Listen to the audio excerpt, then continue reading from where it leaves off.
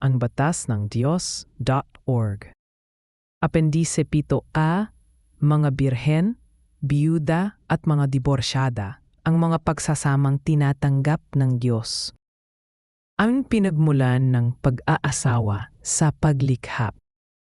Karaniwang kaalaman na ang unang kasal ay naganap kaagad matapos likhain ng manlilika ang isang babae, Nekeva, upang maging kasama ng unang tao, isang lalaki, Zakar. Lalaki at babae, ito ang mga katawagang ginamit mismo ng manlilika para sa kapwa mga hayop at tao. Genesis 1:27. Sinasabi sa salaysay sa Genesis na ang lalaking ito nilikha ayon sa larawan at wangis ng Diyos. Ay napansing wala ni isa mang babae sa iba pang mga nilalang sa lupa ang kamukha niya. Wala ang umakit sa kanya at ninais niya ang isang kasama. Ang katagang nasa orihinal ay Ezer Kenegdo, na ang kahulugan ay isang angkop na katulong. At nakilala ng Panginoon ang pangangailangan ni Adan at nagpasiyang likhaan siya ng isang babae, ang pambabaing anyo ng kanyang katawan. Di mabuti na ang tao ay nag-iisa. Gagawan ko siya ng isang katulong na angkop sa kanya. Genesis 2:18. Pagkatapos ay nilikha si Eva mula sa katawan ni Adan.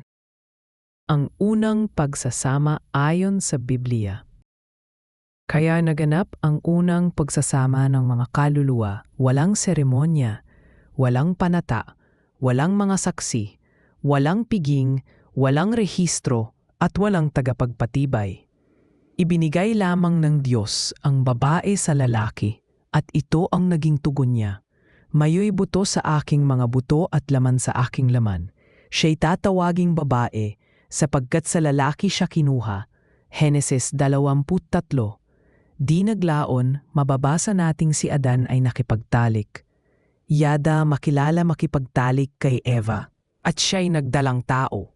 Ang kaparehong pahayag, to know, na ikinaugnay sa pagbubuntis, ay ginamit din kalaunan sa pagsasama ni Cain at ng kanyang asawa, Henesis 4:17. Lahat ng mga pagsasamang binanggit sa Biblia ay binubuo lamang ng isang lalaki na kumukuha ng isang birhen o biyuda para sa kanyang sarili at nakikipagtalik sa kanya. Halos laging gamit ang pahayag na makilala o pumasok kay, na nagpapatibay na ang pagsasama ay tunay na naganap. Sa alinmang ulat sa Biblia ay hindi sinabing nagkaroon ng anumang seremonya, panrelihiyon man o pansibil. Kailan nagaganap ang pagsasama sa paningin ng Diyos? Ang sentrong tanong ay, kailan itinuturing ng Diyos na naganap ang isang kasal? May tatlong posibleng pagpipilian. Isa ang biblikal at totoo, at dalawa ang mali at gawa-gawa ng tao. Isa ang biblikal na pagpipilian. Itinuturing ng Diyos na mag-asawa ang isang lalaki at babae sa mismong sandaling magkaroon ng unang kusang loob na pagtatalik ang babaeng birhen sa kanya. Kung nagkaroon na siya ng ibang lalaki, maaari lamang maganap ang pagsasama kung patay na ang naunang lalaki. Dalawa, ang maling relativistang pagpipilian. Itinuturing ng Diyos na nagaganap ang pagsasama kapag nagpasya ang magkasintahan. Ibig sabihin, maaaring magkaroon ang lalaki o babae ng kahit ilang sexual na kapareha. Ngunit sa araw lamang napasyahin nilang seryoso na ang relasyon. Marahil dahil magsasama na sila sa iisang tirahan, doon lamang ituturing ng Diyos na sila ay isang laman. Sa ganitong kaso, ang nilalang at hindi ang maniniliha ang nagtatakda kung kailan nagdudugtong ang kaluluwa ng lalaki sa kaluluwa ng babae. Walang kahit bahagyang batayang biblikal para sa pananaw na ito. Atlo, ang pinakakaraniwang maling pagpipilian. Itinuturing lamang ng Diyos na naganap ang pagsasama kapag may seremonya. Hindi ito gaanong naiiba sa ikalawa, sapagkat sa praktika, ang tanging idinadagdag ay isang ikatlong tao sa proseso. Maaaring isang hukom, opisyal ng rehistro sibil, pari, pastor at BBE. Sa opsyong ito, maaari ring nagkaroon ng maraming nakaraang kapareha ang magkasintahan. Ngunit ngayoy, dahil nakatayo na sila sa harap ng isang pinuno, doon lamang ituturing ng Diyos na nagkaisa ang dalawang kaluluwa. Ang kawalan ng mga seremonya sa mga pistang pangkasal. Dapat tandaan na binanggit ng Biblia ang 4 na pistang pangkasal, ngunit sa alinman sa mga ulat ay walang nabanggit na seremonya upang pormalin o basbasan ang pagsasama. Walang turo na kailangan ang isang ritual o panlabas na proseso upang maging tanggap ang pagsasama sa harap ng Diyos. Genesis 29:21 hanggang 28, Hukom 14:10-20, Esther 2:18, Juan 2:1 hanggang 11. Ang pagpapatibay ng pagsasama ay nagaganap kapag ang isang birhen ay may kusang loob na pakikipagtalik sa kanyang unang lalaki. Ang konsumasyon. Ang ideya na iuugnay lamang ng Diyos ang mag-asawa kapag sila'y tumayo sa harap ng isang pinunong panrelihiyon o hukom ay walang suporta sa kasulatan. Ang angalunya at ang batas ng Diyos. Mula pa sa simula, ipinagbawal ng Diyos ang pangangalunya na tumutukoy sa pakikipagtalik ng babae sa higit sa isang lalaki. Ito'y sapagkat ang kaluluwa ng babae ay maaari lamang maiugnay sa iisang lalaki sa anumang oras dito sa lupa. Walang takdang bilang kung ilang lalaki ang maaaring makasama ng isang babae sa buong buhay niya. Ngunit maaari lamang maganap ang bawat bagong ugnayan kung nagwakas na ang nauna sa pamamagitan ng kamatayan, sapagkat noon lamang bumabalik ang kaluluwa ng lalaki sa Diyos na pinagmulan nito. Ecclesiastes 12:7. Sa ibang salita, kailangang byuda siya upang makisama sa iba pang lalaki. Madaling mapatutunayan ito sa kasulatan, gaya noong ipinakuha ni Haring David si Abigail pagkatapos lamang niyang mabalitaang patay na si Nabal. Unang Samuel 25:39-40. Noong kinuha ni Boaz si Ruth bilang asawa, sapagkat nalaman niyang patay na ang asawa nitong si Malon.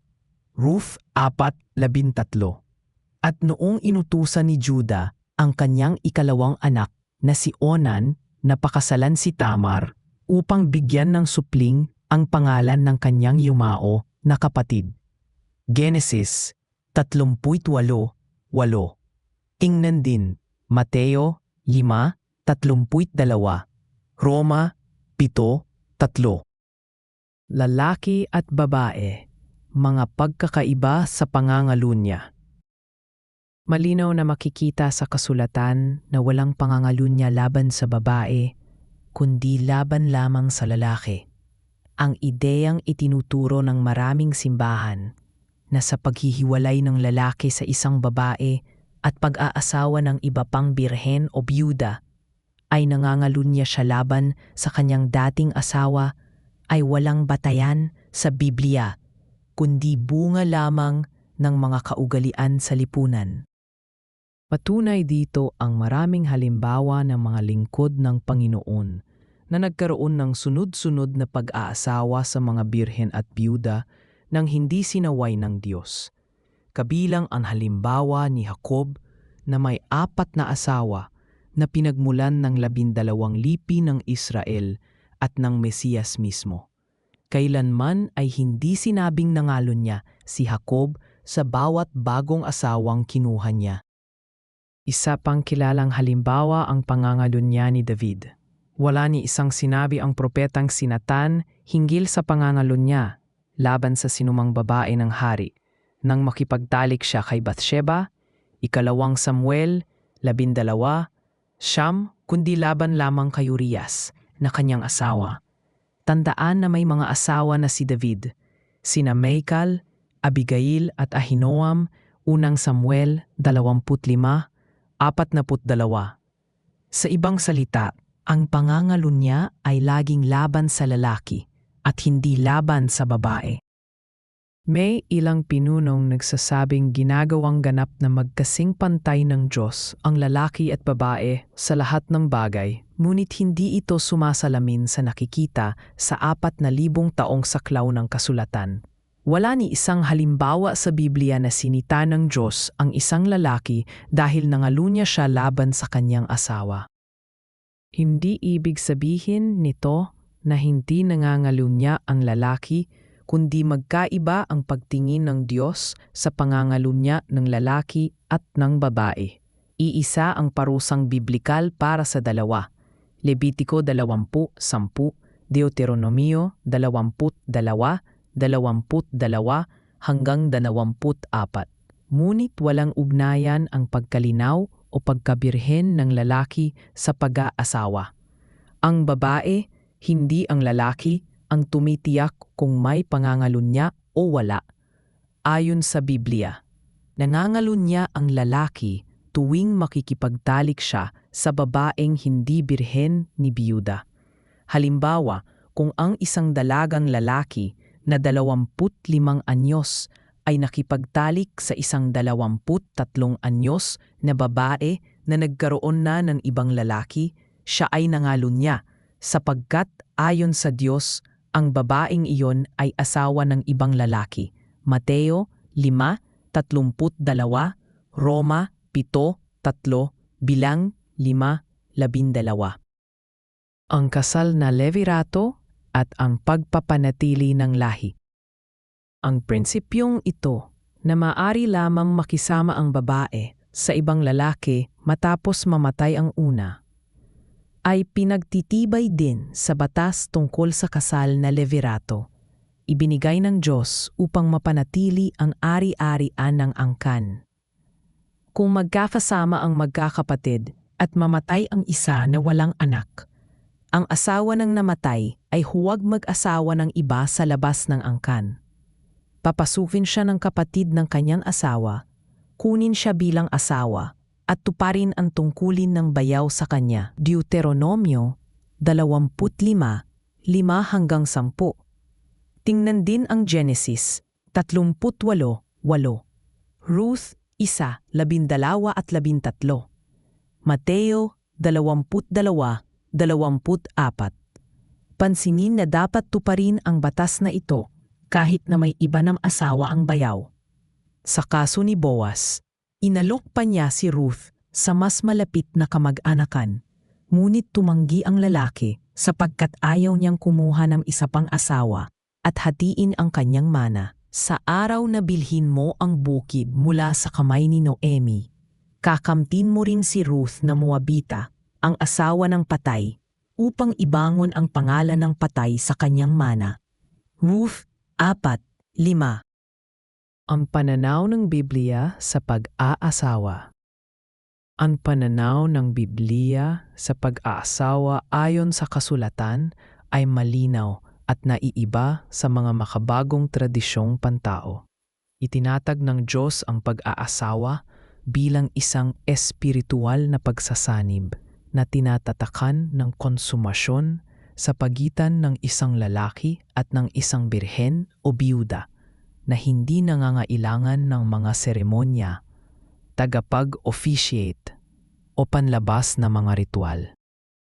Hindi ito nangangahulugan na ipinagbabawal ng Biblia ang mga seremonya bilang bahagi ng kasalan, ngunit dapat maging malinaw na hindi ito kinakailangan ni hindi rin ito ang nagpapatunay na naganap na ang pagsasama ng mga kaluluwa ayon sa batas ng Diyos. Itinuturing na balido sa paningin ng Diyos ang pagsasama sa mismong sandali ng kusang loob na pakikipagtali na sumasalamin sa banal na kaayusan na ang babae ay maiuugnay lamang sa iisang lalaki sa bawat panahon hanggang sa mamatay at malutas ang bigkis na iyon. pinalalatas ng kawalan ng seremonya sa mga pistang pangkasal na inilarawan sa Biblia na ang pokus ay nasa panloob na tipan at sa banal na layuning ipagpatuloy ang lahi, hindi sa mga formalidad ng tao. Conclusion. Sa liwanag ng lahat ng mga ulat at prinsipyong biblikal na ito, malinaw na ang pakahulugan ng Diyos sa pag-aasawa ay nakaugat sa kanyang sariling disenyo, hindi sa mga tradisyon ng tao o legal na formalidad. Itinakda ng manlilika ang pamantayan mula pa sa simula.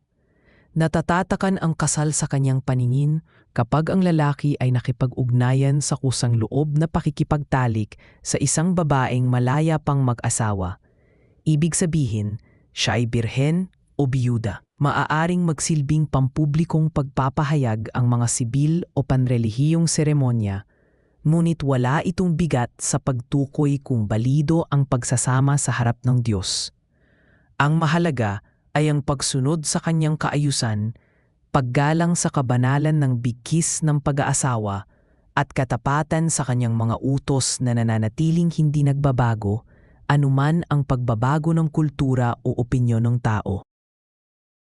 Ang seryeng to at marami pang ibang pag-aaral tungkol sa batas ng Diyos ay matatagpuan sa site angbatasnangdiyos.org.